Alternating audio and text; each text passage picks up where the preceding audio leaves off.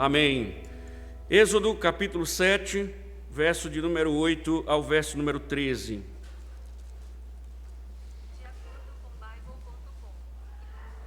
Êxodo 8, 7, verso 8 ao verso de número 13.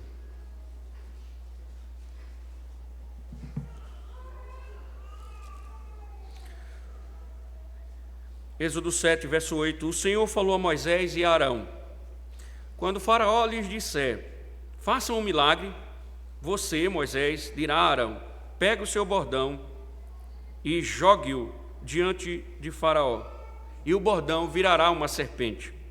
Então Moisés e Arão foram até Faraó e fizeram como o Senhor lhes havia ordenado. Arão jogou o seu bordão diante de Faraó e diante dos seus oficiais, e ele virou uma serpente. Faraó, porém, mandou vir os sábios e encantadores, e eles, os sábios do Egito, fizeram também o mesmo com as suas ciências ocultas, pois cada um deles jogou o seu bordão, e eles viraram serpentes, mas o bordão de Arão devorou os bordões deles. No entanto, o coração de Faraó se endureceu e não os ouviu como o Senhor tinha dito. Ó Senhor, nós mais uma vez te agradecemos pela maravilha, Senhor, de sermos a tua boca nesta noite, e te pedimos que assim seja, apesar das nossas fraquezas e nossas faltas. E claro, Senhor, fala ao teu povo com voz poderosa, ó Deus. Ilumina nossas mentes, esclarece o nosso entendimento e nos aviva, Senhor, fazendo prosperar tuas palavras em nossa alma, para a glória do teu santo nome. Amém. Podem sentar, irmãos.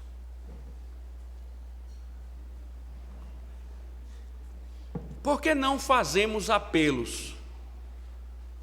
Apelos é aqueles convites no final das pregações. E por que nós não fazemos apelos? Vez por outra eu sou indagado por essa questão. Talvez nem tanto hoje, mas eu me lembro que no início que nós chegamos aqui, fui bastante indagado sobre a questão. O pastor parece que não faz convite, não faz apelos. Talvez você não saiba, mas essa é uma das inovações que surgiram no âmbito da adoração religiosa durante o século XIX. Mas ela não surgiu, ela não foi introduzida por acaso. Charles Finney, o pai do sistema de apelos, concluiu que o homem não está morto assim.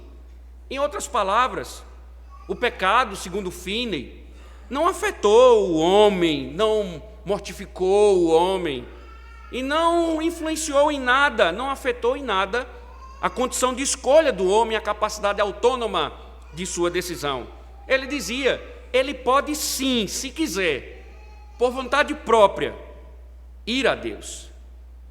Entende agora, irmãos, o porquê de inúmeras igrejas transformarem o culto em entretenimento, ambientes confortáveis, músicas atrativas, pregações com condicionamento psicológico, tudo sendo meticulosamente projetado para facilitar a aceitação da mensagem por parte das pessoas. Elas não estão mortas, então elas podem sim responder ao chamado do Evangelho. Contudo, meus irmãos, isso não condiz e não pode ser conciliado com o ensino bíblico, tal como veremos agora. A última cena, por exemplo, que nós vimos pela manhã, ela nos informa que, mais um momento, Deus, ele ratifica, ele confirma o chamado de Moisés para libertar o povo.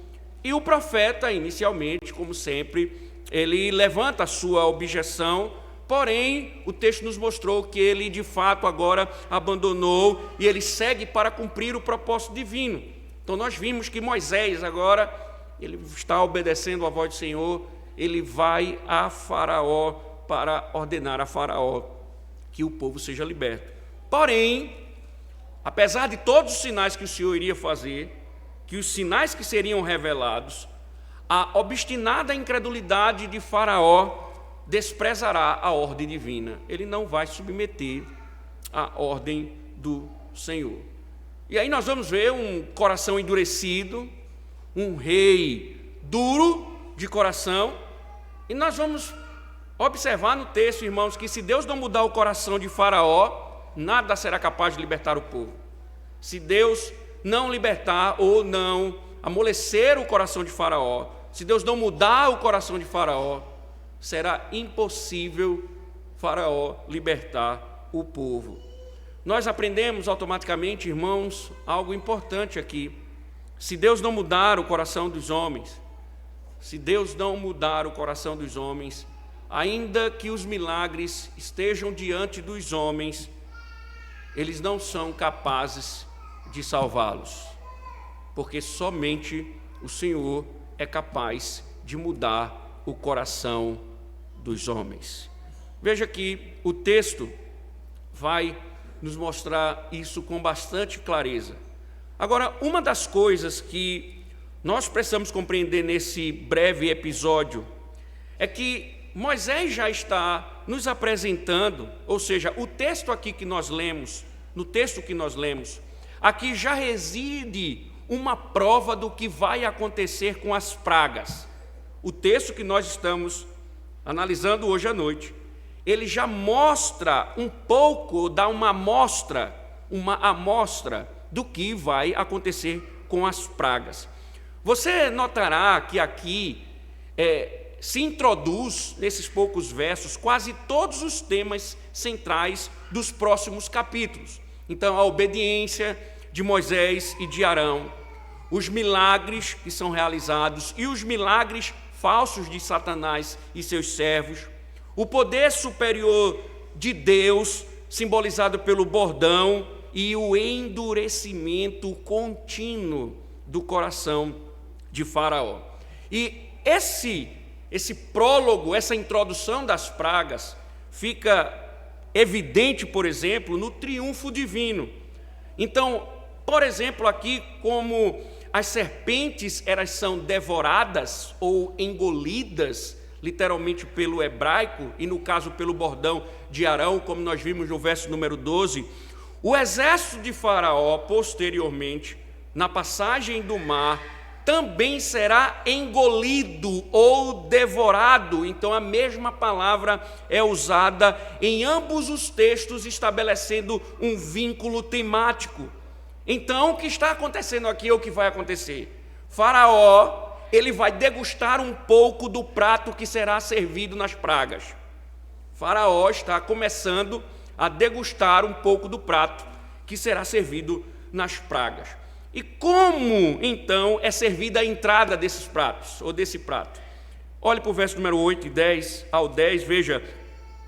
O Senhor falou a Moisés e a Arão: quando Faraó lhe disser, faça um milagre, você, Moisés, dirá a Arão, pega o seu bordão e jogue-o diante de Faraó, e o bordão virará uma serpente. Então Moisés e Arão foram até Faraó e fizeram como o Senhor lhes havia ordenado. Arão jogou o seu bordão diante de Faraó e diante dos seus oficiais, e ele virou uma serpente. Primeiro, irmãos, observe, parece que nós não estamos lidando mais com o mesmo Moisés. As objeções, elas finalmente são banidas, e o profeta agora está em autêntica submissão ao Senhor. O profeta agora, ele está firme, obedecendo à vontade do Senhor. Com Arão, fez o que Deus lhe ordenara, e começaram mais uma vez a descobrir que Deus de fato capacitou os profetas para que eles fizessem tal coisa. Então, como nós falamos de manhã, a importância de nós largarmos as nossas objeções, nós precisamos aprender também aqui rapidamente que se Deus tem nos chamado para servir, seja nos ofícios ou em qualquer área da igreja ou área da vida, Ele vai providenciar todos os dons e recursos necessários para podermos servi-lo. O que nós devemos fazer, como Moisés fez, é parar de levantar objeções e passar a obedecê-lo. Então, talvez a gente não consiga perceber, irmãos, os dons que o Senhor nos tem dado, justamente porque nós temos nos esquivado em nossas objeções. Mas, se nós formos obedientes, nós veremos que o Deus que nos chama, Ele também nos capacita, nos dá dons para fazer aquilo que Ele ordena. Mas o texto, ele tem coisas interessantíssimas aqui, que nós precisamos analisar. Então, o texto nos mostra que Moisés e Arão, eles chegam diante de Faraó, que, como Deus havia deixado claro, vai pedir um sinal. A narrativa, ela segue rápido para a cena do bordão. Então, ele pede um sinal, um milagre, e isso é interessante porque quando ele pede um sinal e um milagre, ele está pedindo assim como prova da autoridade do envio de Moisés. Lembre-se que de manhã nós falamos que Deus o constituiu Moisés como Deus sobre Faraó. Agora, Faraó está pedindo um sinal. Ele quer, de fato, uma prova de que Moisés tem essa autoridade que Deus havia dado a ele. E o sinal é dado. O bordão se transforma numa serpente. É possível, irmãos, que Faraó imaginasse que teria que enfrentar algum tipo de desafio, pois não parece, irmãos, que seria natural que um rei pedisse provas. Até porque, meus irmãos, entendam, nem todo dia aparece alguém no palácio do homem mais poderoso desafiando com tanta ousadia como foi Moisés. Não era todo dia que um rei, como Faraó, recebia alguém o desafiando com tanta autoridade. E nesse caso, como bem sabemos, Moisés e Arão, eles estavam diante de Faraó, reivindicando a autoridade divina. Eles tinham a autoridade de Deus e tinham autoridade sobre ele. De modo que, para verificar suas credenciais, Faraó quer um sinal. Vocês são enviados de Deus? Têm a autoridade de Deus? Vocês de fato foram enviados por Deus? Eu quero uma prova. Eu quero uma prova de que vocês foram enviados. E pede um sinal. E o sinal é dado. A vara, o bordão, se transforma numa serpente. O termo hebraico usado por Moisés, ele sugere que a vara de Arão, ela se transformou numa serpente, numa cobra venenosa. Provavelmente uma naja, cobra típica do Egito antigo. É interessante porque alguns até questionam, porque a palavra hebraica usada para cobra, ela também pode sugerir crocodilo. Então, alguns intérpretes chegam a dizer que seria possível também que a vara não se transformasse numa cobra, mas tivesse transformada num crocodilo. Porém, irmãos, o que vai determinar, ou o que determina a tradução ou o entendimento, é justamente o contexto. Por que nós precisamos pensar assim? Porque a serpente e não o crocodilo era o símbolo da autoridade de Faraó. E assim que o bordão ele se transforma numa cobra, começa o ataque de Deus, o ataque à sua soberania, o ataque à soberania de Faraó, quando ele transforma o seu bordão, ou o bordão de Moisés, numa serpente. Ele já começa aqui a atacar a autoridade e o poder de Faraó. E Deus poderia ter dado a Faraó qualquer outro sinal. E é justamente a serpente que fascina o mundo egípcio. E esse fascínio, ele se dava por várias razões. Primeiro, prestem atenção, os egípcios temiam as cobras. Se vocês estudarem livros antigos sobre o Egito antigo, por exemplo, muitos egípcios, eles usavam amuletos. E esses amuletos, eles eram usados, em alguns casos, para se protegerem, por exemplo, da Apep, deusa Apep, a serpente deusa, que para eles personificava o mal. Sem falar, irmãos, na literatura egípcia, eu tenho o livro, os livros dos mortos do Egito antigo. A literatura egípcia, ela registra vários encantos. Nesse livro tem vários encantos egípcios a respeito da morte e tantas outras coisas. Então, os livros antigos sobre a literatura egípcia registram vários encantos e invocações como proteção, por exemplo, contra picadas de serpentes. E foi desse modo, meus irmãos, baseando-se no medo que as pessoas tinham das serpentes, que Faraó, Ele começou a usar a serpente como um símbolo de sua autoridade real. Então as pessoas temiam as cobras, as serpentes, e os faraós disseram: vou usar os símbolos da serpente, porque as pessoas têm medo. Então a ideia de Faraó, ou dos faraós, era que eles aterrorizavam os inimigos da mesma maneira que a naja paralisa a sua presa de medo. Então, do mesmo jeito que a naja, ela paralisava o indivíduo pelo medo, ele diz: eu vou usar a serpente como sinal do meu poder, e do mesmo medo que as pessoas, do mesmo jeito que as pessoas temem as serpentes, eles irão me temer. Não obstante, irmãos, apesar do medo, o reino egípcio também adorava as serpentes. Eles eram atraídos e também eles se curvavam às serpentes. Se você também olhar a literatura egípcia, você vai ver que eles construíram templos, e alguns faraós acreditavam que o trono e os poderes divinos foram-lhes conferidos por elas.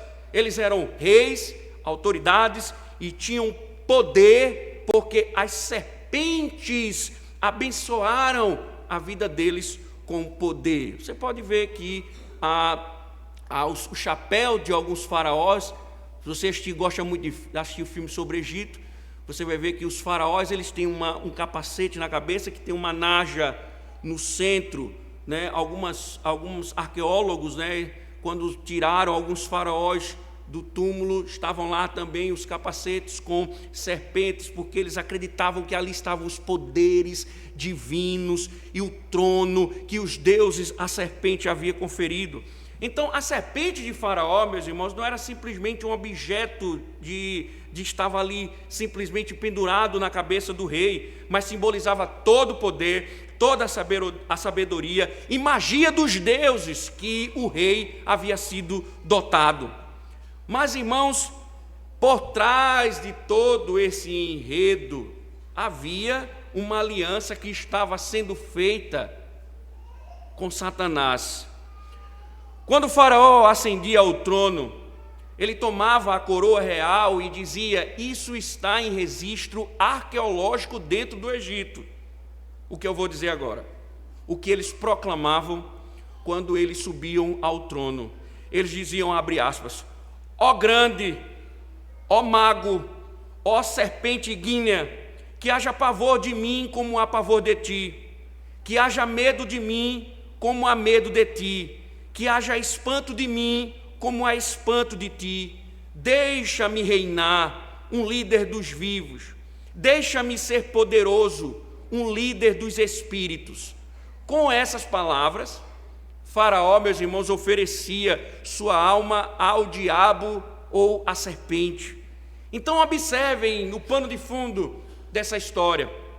Essa não era uma guerra que estava sendo travada entre Deus e o rei, mas aqui é Deus travando uma batalha contra o reino de Satanás no Egito.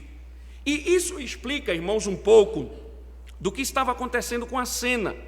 Lançar o bordão diante de Faraó era o mesmo que tomar o símbolo da majestade do rei e humilhá-lo. Deus deu uma humilhada na autoridade do rei quando pede que uma vara seja lançada e que essa vara se transforme numa cobra. Era, irmãos, humanamente falando, atacar todo o poder de Faraó. Era atacar todo o sistema de crenças. Era atacar tudo aquilo que havia de poderoso no Egito. Só em termos de comparação, imagina um vascaíno no centro do gramado, diante de um Maracanã lotado de flamenguistas, jogando o pano de chão do Flamengo no chão e pisoteando diante da torcida do Flamengo. É mais ou menos isso. Quando Deus diz, joga a vara e transforma, e ela vai ser transformada em cobra, Deus está humilhando Faraó dentro do Egito. Mas, irmãos, é interessante porque assim que Faraó vê o símbolo que de sua autoridade estava rastejando, ele vai e pede socorro. Veja o verso 12, 11 e 12, a parte A do verso 12. Veja que ele diz: Faraó porém, mandou vir os sábios e encantadores. E eles, os sábios do Egito, fizeram também o mesmo com as suas ciências ocultas, pois cada um deles jogou o seu bordão e eles viraram serpentes. Irmãos, uma coisa também importante na literatura egípcia, e eles tratam muito bem isso, é que os sábios e encantadores de Faraó, eles não deveriam ser subestimados. O Egito Antigo registra que eles eram mestres, como o texto descreve aqui, das ciências ocultas. Certo autor, ele chega a dizer que a magia era um dos elementos principais na religião egípcia da época. E aqueles que dominavam esses poderes, os poderes da magia, eles gozavam de muito respeito, como era o caso aqui dos magos, dos sacerdotes de Faraó. E os sacerdotes que faziam parte dos ofícios e dos oficiais de patente da mais alta corte de Faraó, possuíam no Egito Antigo conhecimentos secretos, e eles eram treinados em todos os ritos, em todos os mistérios. Eles procuravam envolver-se em ocultismo, e por meio desses encantos de ocultismo, de magia, eles conseguiam dominar os humanos, e diziam eles: nós controlamos os deuses, nós temos domínio também sobre os deuses, nós temos domínio sobre o mundo, nós temos domínio sobre a natureza. E visto que alguns animais eram considerados divinos, eles também acreditavam que dominavam os deuses por meio dos animais. Então, por meio de fórmulas mágicas, os magos alegavam exercer o poder dos deuses. Os deuses estavam com eles, os deuses davam sabedoria, os deuses conduziam os magos, os sacerdotes. Então, eles eram mestres da magia, mestre dos mundos dos deuses. Então, vemos com isso que os sacerdotes de Faraó ensinaram um grande espetáculo de magia. A demonstração de Arão havia sido impressionante. Uma vara transformou-se em serpente, mas eles conseguiram repetir o mesmo sinal. E aí então a pergunta é, meus irmãos, como eles fizeram isso? O que a Bíblia quer dizer quando fala de suas ciências ocultas? E aí alguns, tentando explicar como eles fizeram, há muita coisa, muito argumento naturalista sendo dito para explicar o que aconteceu. Mas, irmãos, em vez de buscarmos uma explicação natural, devemos nos deter naquilo que falamos anteriormente. Existe aqui uma guerra entre Deus e o diabo. Então, em vez de buscarmos uma explicação natural, devemos nos deter no que está por trás. Os sacerdotes de Faraó realizaram seus milagres pelo poder de Satanás. Então, quando a Bíblia, por exemplo, fala de ciências ocultas, ela se refere especificamente a encantos e invocações demoníacas.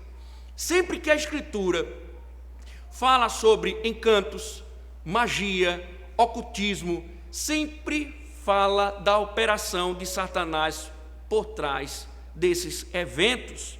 E nós devemos entender, irmãos, que as Escrituras nos lembram com essas referências que Satanás, ele não é todo poderoso, mas ele é poderoso. Jesus chegou a chamá-lo de o príncipe deste mundo no Evangelho de João, no capítulo 12, verso 31. Então, ele tem poder de operar sinais, e ele tem poder, através desses sinais, de manter as pessoas da escravidão dos deuses falsos, como os deuses do Egito. Moisés, eu vou transformar o bordão em serpente. Moisés joga o bordão se transforma em serpentes. Faraó chama os magos, façam o mesmo, os magos, isso é fichinha. Nós conseguimos fazer a mesma coisa, pegam os bordões e transformam também em serpentes. Satanás com o seu poder, mostrando também a sua autoridade sobre o governo de Faraó. É bem verdade, irmãos, que a Bíblia, atentemos, ela declara a impotência dos deuses. Por outro lado, nós não podemos esquecer que por trás dos deuses há poder maligno. Por isso, irmãos, a idolatria consegue ter poder sobre os idólatras. Imagine, irmãos, quanta gente não está aprisionada pelas supostas visões que tiveram dos santos, dos seus supostos milagres operados pelos santos. Quanta devoção religiosa não existe no romanismo, por exemplo, fruto da magia de Satanás. Da mesma forma, meus irmãos, quantas pessoas não estão escravizadas pelas supostas curas que abarrotam os testemunhos dos incautos que lotam as seitas neopentecostais do nosso país. Então nós devemos aprender, meus irmãos, se não adorarmos o Deus verdadeiro, nós adoraremos algum Deus falso, e Satanás muitas vezes escraviza por meio de falsos milagres, por meio da magia, por meio do ocultismo, porque Satanás reivindicará essa adoração para ele mesmo. É por isso, irmãos, aprendam uma coisa. Vocês precisam aprender mais uma vez uma coisa: nunca é seguro envolver-se com alguma religião que não seja a adoração do Deus verdadeiro. Nunca é seguro envolver-se em adoração numa religião que não proclama o Deus verdadeiro. E por isso eu me pergunto, o que faz crente numa missa de sétimo dia? O que faz crente em casamento católico? O que faz crente participando de missa em casamento católico? O que faz crente participando de batismo infantil no catolicismo? Aprendam, meus irmãos, aprendam. Nunca é seguro envolver-se com alguma religião que não seja a adoração do Deus verdadeiro. Porque, em última análise, cada forma de adoração falsa é adoração a Satanás. E sempre resulta em escravidão espiritual. Sempre resulta em escravidão espiritual.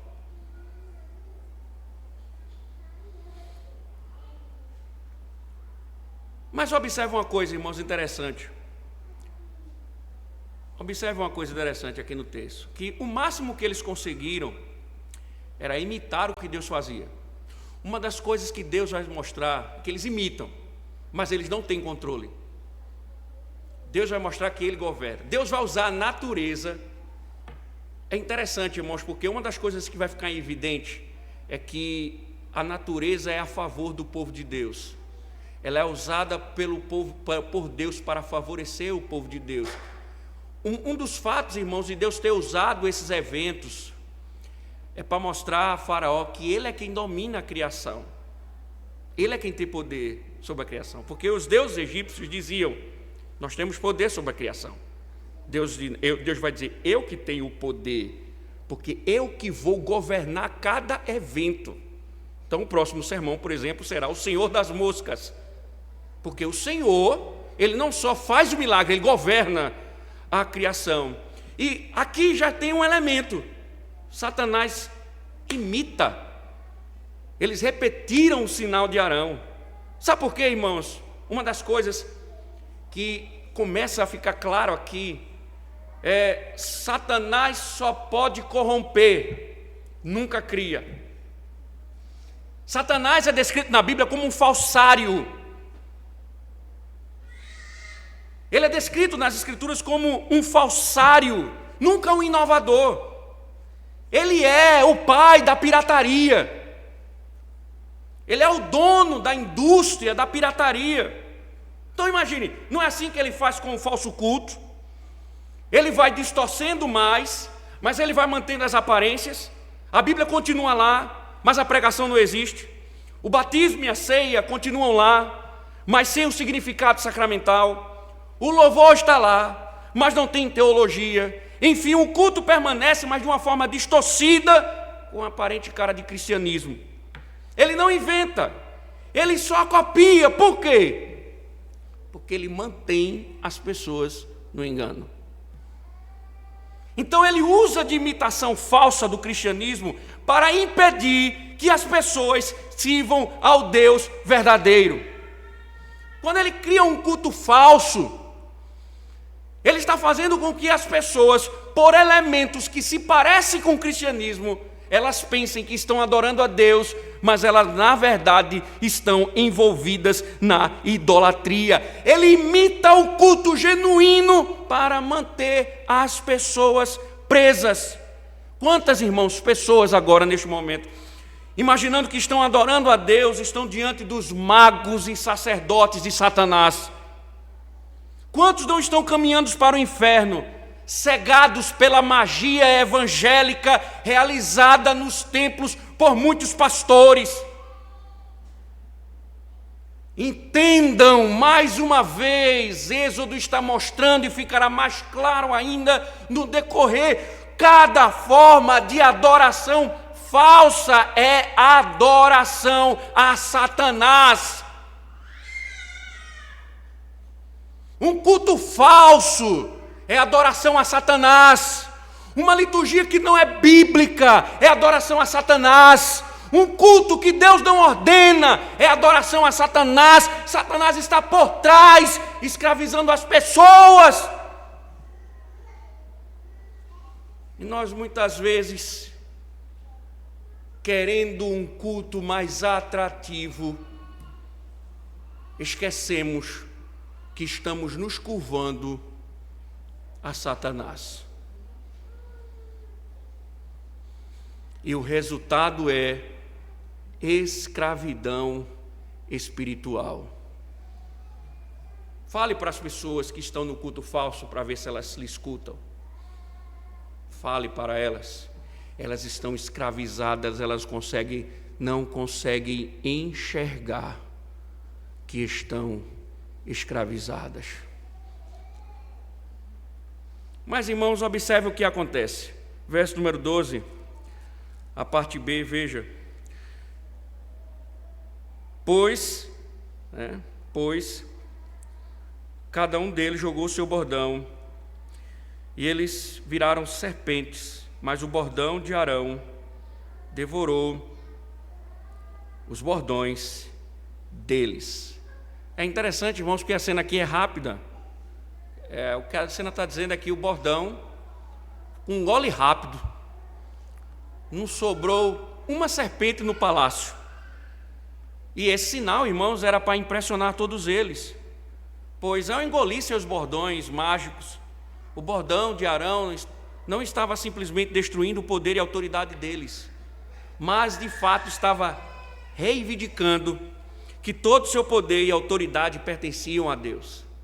O gole do bordão de Arão mostra que Deus é que de fato tem o poder. Então, se está existindo uma guerra entre Deus e as hostes de Satanás, Deus está dizendo: o poder de Satanás não é absoluto, porque ele só pode fazer o que Deus permite, e Deus sempre mostra: eu que sou o Todo-Poderoso, eu que tenho todo o poder. E Satanás não pode impedir. Ele pode copiar alguma coisa, mas ele não pode impedir o que eu vou fazer. E este é o grande tema de Êxodo, irmãos. O Senhor é o Deus glorioso acima de todos os outros deuses. Deus vai dar um golpe no Egito para mostrar que Ele é o Senhor sobre todos os deuses. Não existe Deus que se compare a Ele, porque Ele é o Senhor de tudo, e todos os deuses irão se curvar a Ele. Então, o que Deus está dizendo nesse petisco das pragas é que Ele vai libertar o seu povo, porque Ele é o Senhor Todo-Poderoso e já deu um golpe no símbolo de autoridade de Faraó. Qual Deus pode impedi-lo? Quem é Faraó então para negar a ordem divina diante da demonstração de glória e de poder, de que ele tem poder sobre tudo, sobre todos os reinos, sobre todos os deuses, que tudo está na mão dele, é do controle dele? Quem é Faraó para impedir? Ninguém. Por isso, irmãos, uma das coisas que vai se destacar no texto, a partir de hoje, é a incredulidade de Faraó, porque é a maior loucura que ele comete. A maior loucura é quando Deus demonstra o seu poder e os homens não se curvam a ele. Essa é a maior loucura que um homem pode fazer. Veja o verso número 13, que essa é a ênfase da narrativa. Veja: no entanto, o coração de Faraó se endureceu e não os ouviu, como o Senhor tinha dito. Faraó, irmãos, deveria ter descido do trono e adorado ao Senhor, porque a ênfase do texto era que Faraó agora reconhecesse Moisés e Arão de fato deram uma demonstração aqui de que tem autoridade divina. Eles destruíram aquilo que significava o meu poder. Mas observe que ele ouviu, viu, mas não se prostrou. O texto diz que ele estava endurecido. É interessante que o verbo aqui usado, o tempo verbal aqui usado, ele traz a ideia de uma ação que ela é completada. Então, o que significa? Não é que ele estava endurecendo, não significa que ele estava simplesmente endurecendo o seu coração. Quer dizer que ele já chegou na cena com o coração duro. Ele não era sensível, ele já agia de forma insensível. Ele não tinha interesse em se arrepender, ele não tinha interesse de se curvar, ele não estava disposto a mudar, porque ele estava duro de coração, porque ele é o Deus do Egito. Mas tudo isso Deus falou: ele não vai te ouvir. E Moisés diz: porque o coração dele estava endurecido. Meus irmãos, a dureza do coração de Faraó é um alerta para todos os que testemunham o poder de Deus, mas se recusam a receber a graça de Deus. Poucos homens, irmãos, viram o poder de Deus da maneira como Faraó viu. Ele teve até mesmo a oportunidade de testar esse poder. Mostra. Dá um sinal. Ele teve a oportunidade de testar esse poder. Ele exigiu um milagre. E Deus deu provas de que era ele quem estava enviando os profetas. Mas ele recusou-se a crer. Irmãos, a incredulidade, os incrédulos, eles agem da mesma forma. Eles querem um milagre com a promessa de que crerão na verdade. São como os fariseus quando disseram a Jesus: mestre, queremos ver de tua parte algum sinal, mostra os sinais, mostra de fato que tu és o enviado de Deus, que tu és o Filho de Deus, opera algum milagre diante dos nossos olhos. Agora, irmão, deixa eu te dizer uma coisa. Isso não significa dizer que Deus prometeu a você que vai te curar. Isso é outra mentira de Satanás ensinada nas igrejas evangélicas de hoje. Não existe um texto nas Escrituras que prometem ou que promete que Deus está dizendo que vai te curar. Não existe. Não estou dizendo com isso que Deus não cura. Não estou dizendo com isso. O que eu estou dizendo é que se você ficar enfermo, existe uma possibilidade de você ir morrer enfermo, porque Deus não vai ter interesse de te curar. Porque Deus não prometeu nos curar de todas as nossas enfermidades. Então é possível que você apareça com câncer e você vai morrer de câncer, porque Deus não vai lhe curar. embora tenha poder para isso.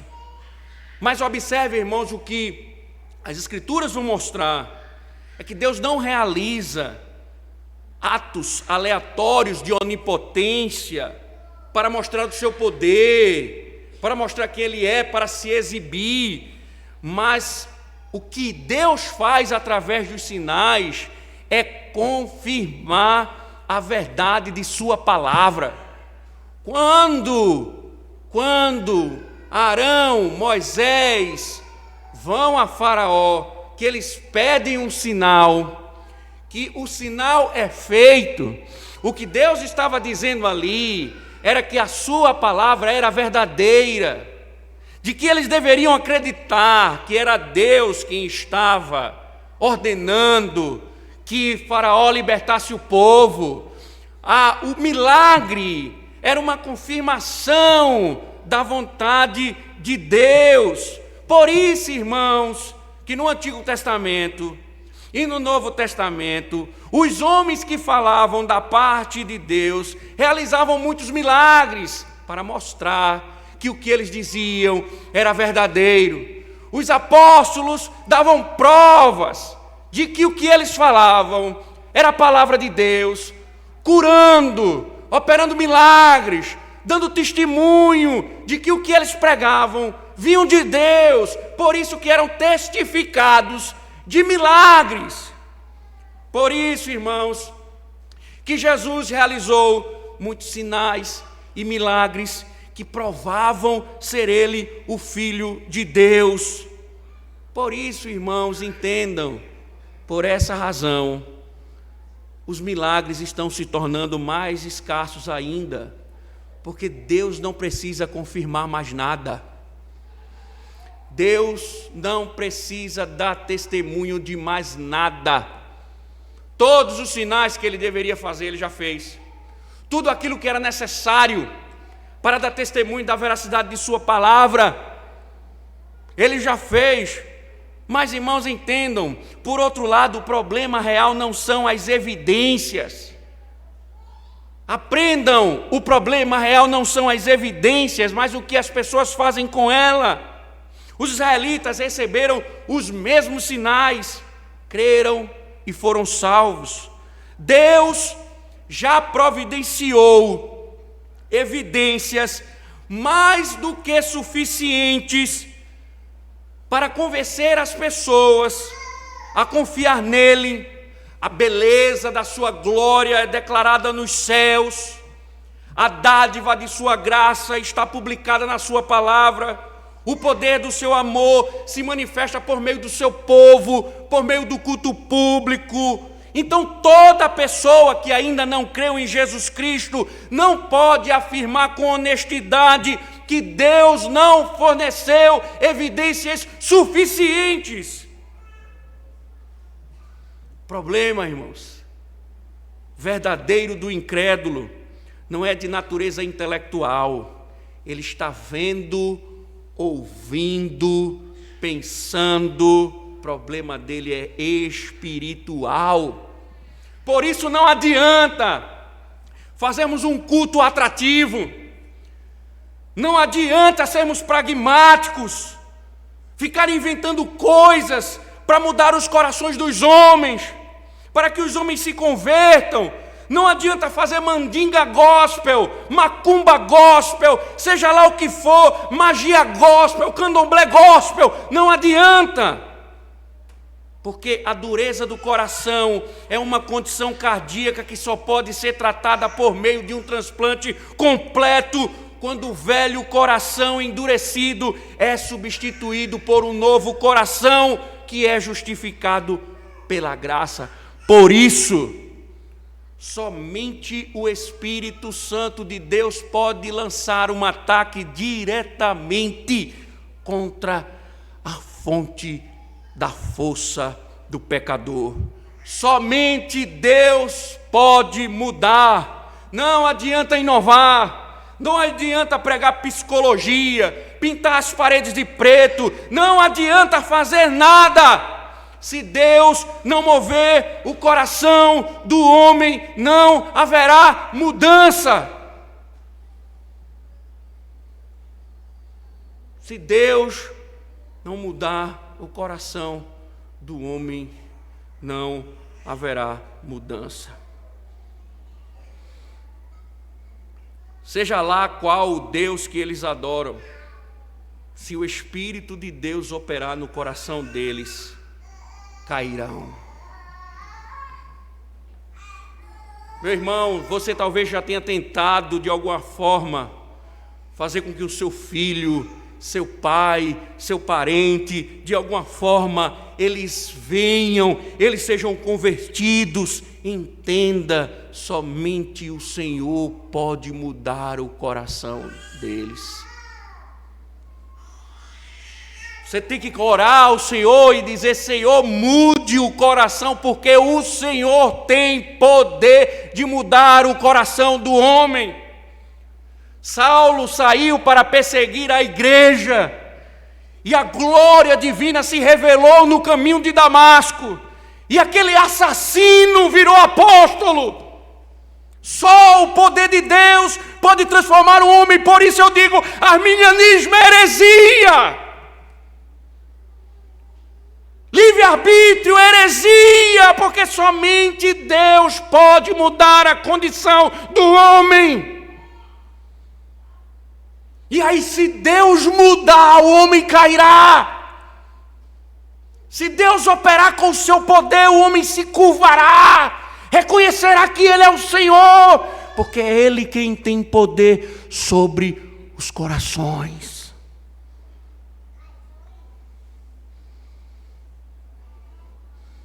Se Deus não mover o coração do homem, não haverá mudança. Se Deus não mover o coração do teu marido, ele não mudará. Se Ele não mover o coração dos teus filhos, ele não mudará. Se Ele não mover o coração dos teus pais, eles não mudarão. Porque somente o Senhor tem poder.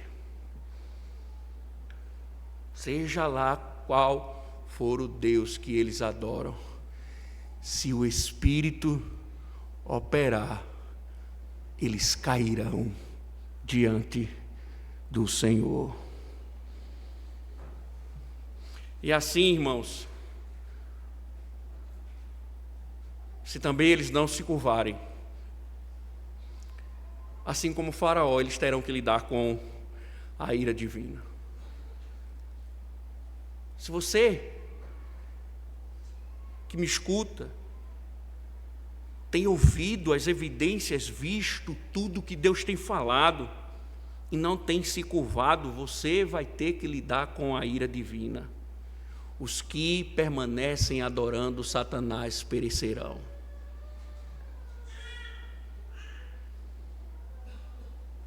Os que permanecerem adorando Satanás perecerão. Mas que conforto, irmãos, também essa passagem, caminhando para o final. O Êxodo, ele foi o triunfo de Deus sobre Satanás. E aqui, Deus já está dando um espetáculo.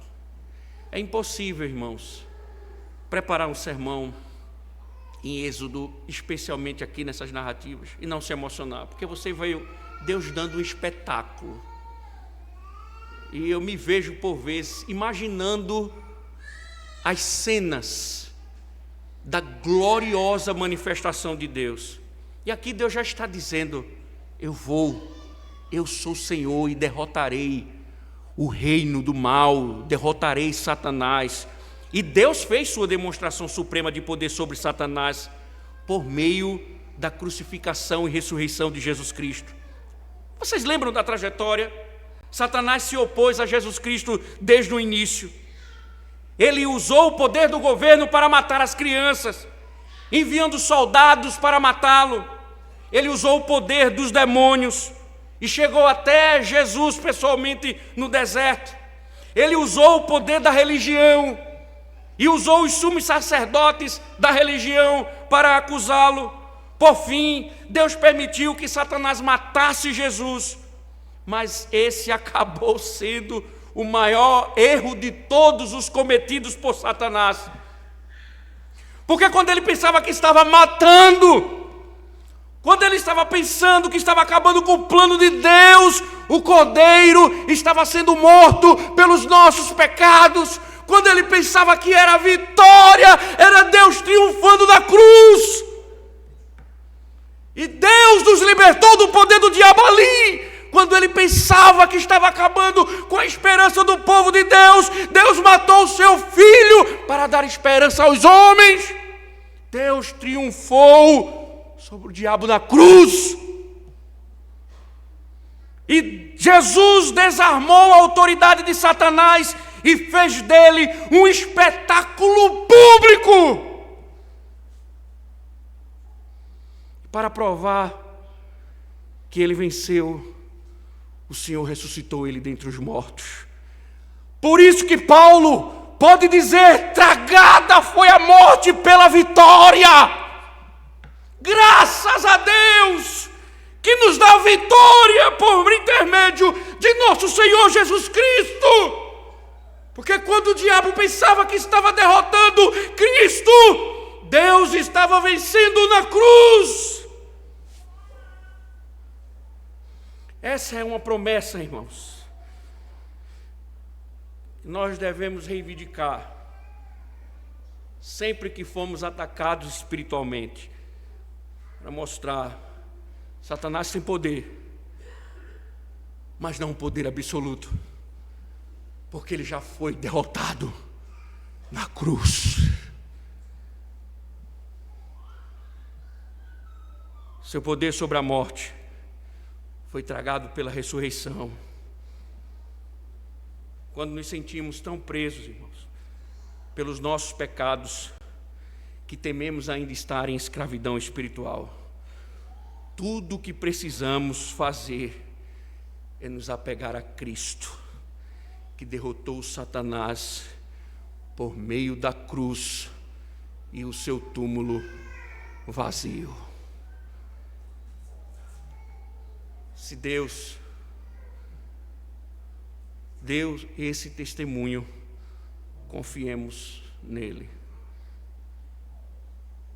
Por que nós não fazemos convite do Evangelho? Porque nós sabemos que se Deus não operar no coração do homem, eles não serão convertidos.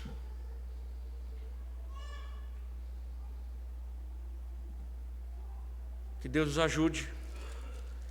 Domingo que vem nós começamos com as pragas. Nós vamos ver como o Senhor vai agora servir o cardápio e deixar claro para Faraó: eu vou libertar o meu povo, porque eu sou todo poderoso. Que bom, irmãos. Que bom. Porque se não fosse o poder de Deus, você ainda estava trabalhando muito, produzindo muito tijolo com pouca palha. Oh, louvado seja o teu nome, Senhor. Como somos indignos, mas louvamos e bendizemos o seu nome pelo teu poder, pela tua glória, pelo testemunho, Senhor, da tua palavra, e pelo que o Senhor fez por nós, triunfando sobre o inimigo das nossas almas, garantindo salvação, Senhor. Ó Deus, tu és o Deus Todo-Poderoso de fato, e somos nós, Senhor, para exaltarmos quem é o homem, e por isso somente o Senhor pode transformar corações endurecidos. Então que a tua palavra permaneça em nós, que o Senhor possa fazer prosperar no coração do teu povo, para a glória do teu santo nome, ó Deus. Nós te louvamos e te bendizemos por isso. Amém.